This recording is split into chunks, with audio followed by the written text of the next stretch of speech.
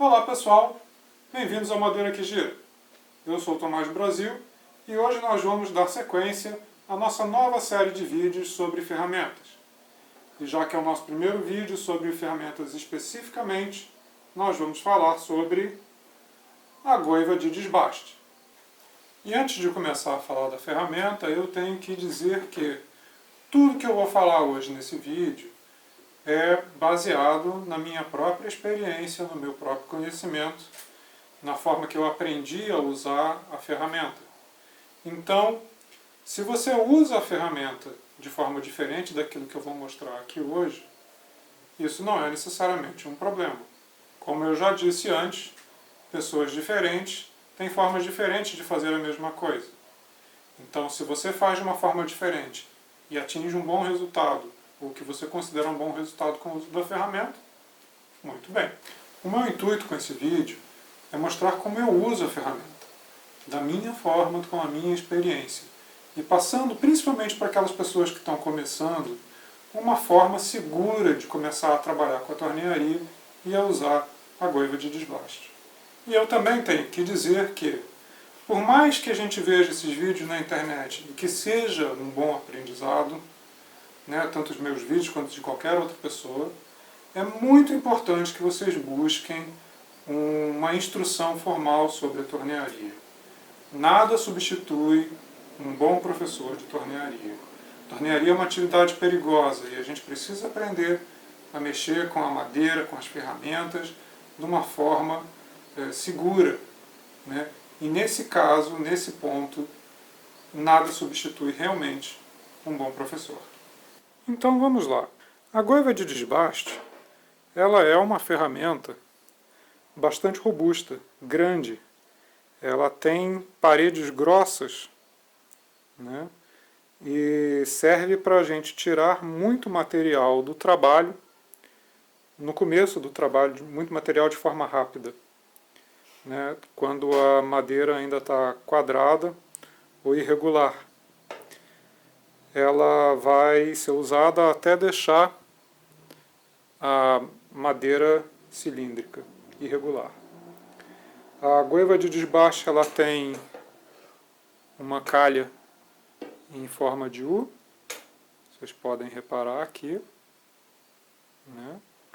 Algumas são mais arredondadas, outras podem ser um pouquinho mais profundas. Mas ela vai ter essa calha em forma de U. E a medida da ferramenta, ela normalmente é feita no espaço entre as paredes aqui, que vai determinar a medida final da ferramenta. No caso, essas duas ferramentas são de 3/4 de polegadas. Essa ferramenta de cabo mais arredondado é uma ferramenta inglesa da marca Hamlet, e essa outra ferramenta é uma ferramenta de produção minha, de quando eu ainda produzia ferramentas aqui no país. Como toda ferramenta de calha, a goiva de desbaste ela vai ter a calha propriamente dita, ela vai ter abas, que são essas partes que ficam mais nas extremidades. Ela vai ter o chanfro, o fio de corte e o calcanhar ou o ombro, que é essa quina que fica na parte inferior do chanfro. O chanfro da goiva de desbaste ele é afiado numa angulação que varia entre 45 e 55 graus, dependendo aí da preferência e do uso que o usuário vai fazer. Eu geralmente afio as minhas ferramentas a 50 graus. Não sei se vai dar para ver direitinho, aqui eu tenho 50 graus nesse gabarito e ela está certinho a 50 graus. Mas qualquer medida entre 45 e 55 é viável. Uma coisa que é importante falar é que a goiva de desbaste, apesar desse tamanho todo e dessa robustez que ela tem também uma fragilidade, que é justamente a cunha de fixação no cabo. Vocês vão reparar aqui, né? Vocês veem que ele fica muito fino. E por causa dessa diminuição de material aqui, justamente esse ponto é um ponto de fragilidade. É um ponto onde, dependendo do estresse que a ferramenta sofre, ela pode quebrar com uma pancada muito forte ou uma torção muito grande. Então a gente tem sempre que lembrar de manter a ferramenta bem apoiada, né? Sempre no descanso, e o descanso sempre próximo da madeira para evitar qualquer movimento de alavanca que possa gerar um estresse desnecessário nessa parte e ocasionar um corte, uma fratura. No caso do posicionamento do descanso, para você ter o melhor apoio à ferramenta, eu recomendo que vocês assistam a outra série de vídeos que nós produzimos aqui no canal, das 5 regras da tornearia em madeira. Eu vou deixar o link aqui na tela e nos comentários aqui embaixo. Então vamos para o torno. Mas para ver como a ferramenta vai ser efetivamente usada, a gente primeiro precisa fazer os ajustes necessários. Isso significa colocar o descanso na posição certa. No nosso caso, como a goiva de desbaste é uma ferramenta maior, o descanso deve ficar abaixo da linha de centro, para que a ponta da ferramenta, quando a ferramenta for posicionada, possa ficar próximo da linha de centro ou levemente acima. E para essa nossa demonstração, eu vou usar um pedaço de cedro, que é uma madeira de média densidade, né, mais macia, e ela está presa entre pontas, ou seja, a nossa fibra está ao longo, ao comprido aqui, paralelo ao barramento. E o nosso corte vai ser feito ao longo, também paralelo ao barramento. Não se recomenda o uso da goiva de desbaste em madeiras onde a fibra esteja transversal. Tá? Então, a gente não deve trabalhar com uma peça de madeira onde a fibra está apontando para a ferramenta.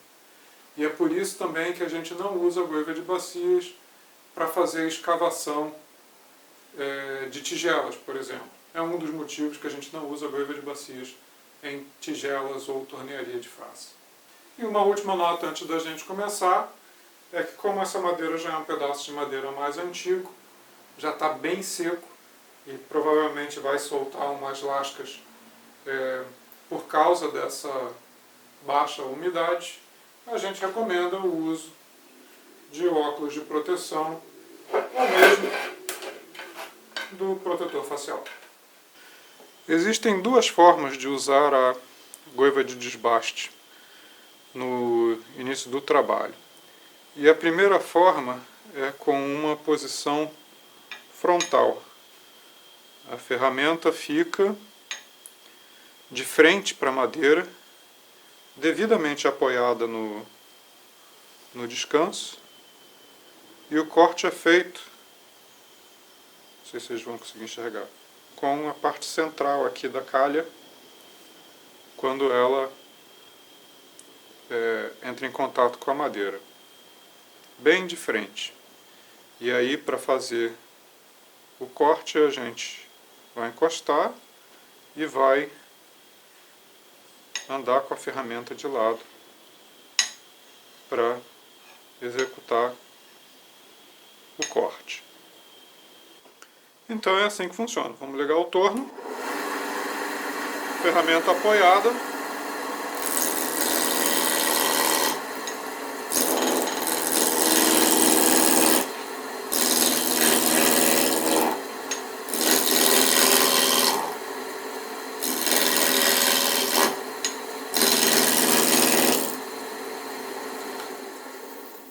e o corte vai sendo realizado.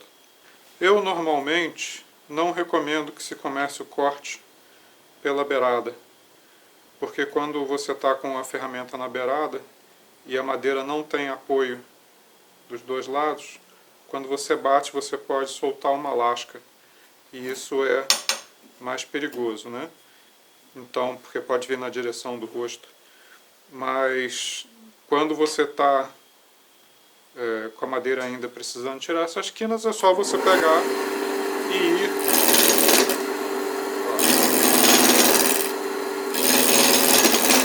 em direção ao canto. Eu sempre sugiro ir do centro em direção às bordas, tanto faz qual borda, né, dos dois lados. Mostrando de lado aqui, a gente consegue ver direitinho como é que é a aproximação da ferramenta para fazer o corte. A gente vai apoiar a ferramenta no descanso, a gente vai buscar a ferramenta para que ela encoste na madeira, mas sem cortar, apresentando aqui o chanfro, né? A gente não está cortando, né? E aí quando a gente encosta aqui, a gente pode baixar a ponta da ferramenta um pouquinho, levantando o cabo da ferramenta, e aí ele começa a pegar o corte. E aí depois a gente anda com a ferramenta fazendo o corte propriamente dito. A gente até pode chamar isso da técnica ABC. Você apoia a ferramenta, baixa a ponta para pegar o corte e então corta. Olha só. Apoiou a ferramenta, baixou a ponta para pegar o corte e pegou o corte. Apoiou a ferramenta, baixou a ponta para pegar o corte e pegou o corte. Essa posição de corte frontal, ela é uma posição bem agressiva. Ela permite um trabalho bem rápido, mas no caso de madeira irregular, se a gente tivesse aqui, por exemplo, com uma tora de madeira, se a madeira estiver muito irregular ou tiver nós, na hora que você bate na madeira, você pode, quando pegar um nó, uma parte mais dura, você pode dar muito tranco na ferramenta. Isso pode ser perigoso se a gente não tiver a ferramenta bem apoiada e firme no descanso. E a gente também tem que sempre lembrar que, uma vez que a gente tem mais espaço entre o descanso e a ferramenta, a gente tem que aproximar o descanso para que a ferramenta fique bem apoiada. Aqui eu já mudei o posicionamento do descanso, eu trouxe ele para a parte que a gente ainda não tinha mexido na madeira, e ele está bem aproximado, então a gente pode trabalhar novamente com segurança com a ferramenta. A segunda forma que a gente tem de usar a goiva de desbaste é a minha preferida, e é uma forma lateralizada, ou seja, aqui ela estava de frente, e agora a gente vai usar ela mais de lado, de forma que ela fique aproximadamente a 45 graus em relação à madeira. Para mim, essa forma é a mais confortável e permite um maior controle da ferramenta e dá mais segurança, e ainda por cima deixa a gente com um corte melhor e uma superfície mais bem acabada. Vejam bem.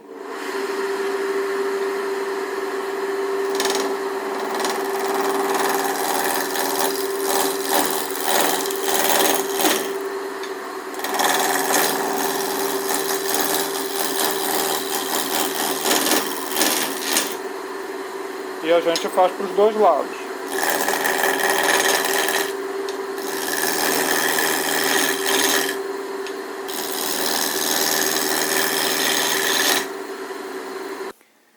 E a apresentação da ferramenta, a apresentação do corte, ela é feita da mesma forma, naquele princípiozinho ABC.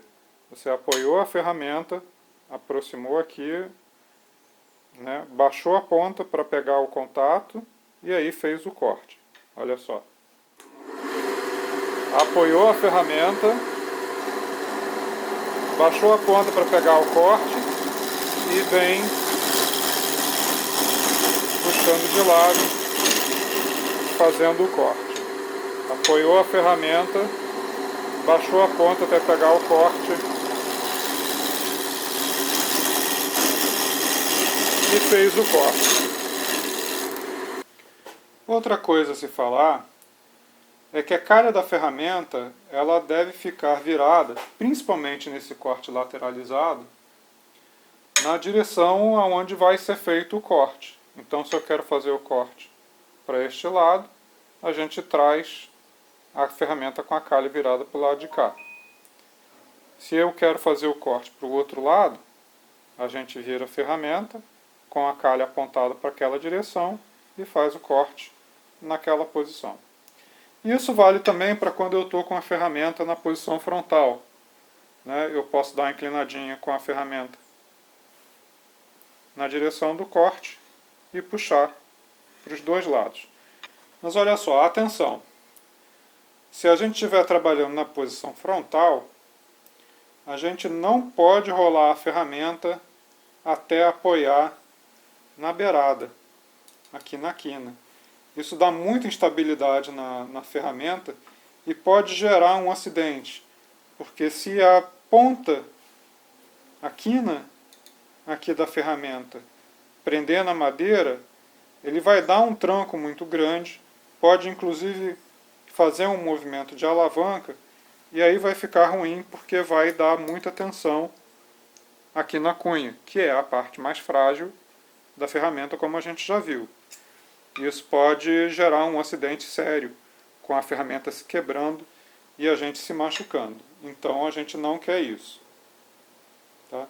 Como parâmetro, a gente pode sempre pensar que vai usar a parte central da ferramenta para fazer o corte.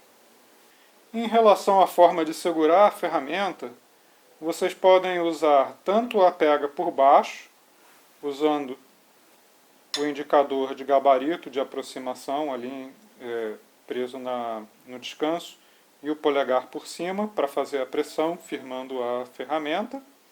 Ou vocês podem usar a pega por cima para dar maior firmeza. Aí a gente usa a base da mão para apoiar no descanso. Tanto faz. Tá? Eu geralmente uso a pega por baixo para cortes mais controlados e a mão por cima para a gente fazer um corte com mais firmeza, né? Um corte mais grosso, ou a gente um corte onde a gente sabe que vai ter um pouco mais de tranco por causa da irregularidade da madeira. Uma vez que a gente chega na forma mais cilíndrica da madeira, a gente vai acabar optando por fazer a última parte do corte pela forma lateralizada. E aí a gente vê bem aqui, né? A gente consegue ver que mesmo que a gente consiga tirar bastante madeira aí de uma forma até bem razoável, pelo fato da gente estar usando a ferramenta de frente, sem tanto controle assim, a madeira fica um pouquinho irregular. Então a gente acaba migrando para a posição lateralizada, que é a posição que permite o melhor corte e que vai deixar a melhor superfície para a gente.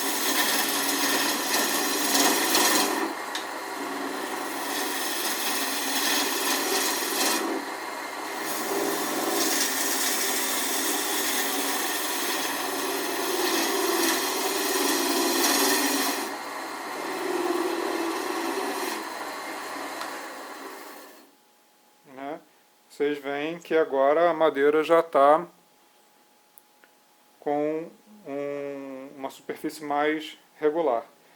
E nessa posição lateralizada também, a gente também consegue fazer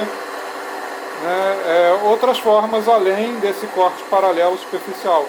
A gente pode fazer curvas. A gente vai girando a ferramenta e consegue fazer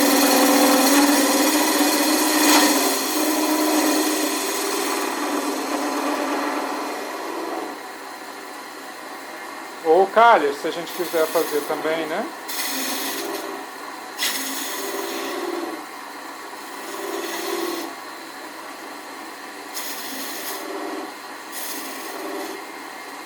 Mas aí só se for uma forma mais simples, porque a ferramenta é muito grande e a gente não consegue fazer detalhes, né?